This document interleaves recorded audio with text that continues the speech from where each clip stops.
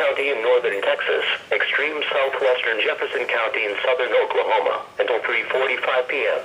At 2:35 p.m., National Weather Service meteorologists detected a severe thunderstorm capable of producing quarter-size hail and damaging winds.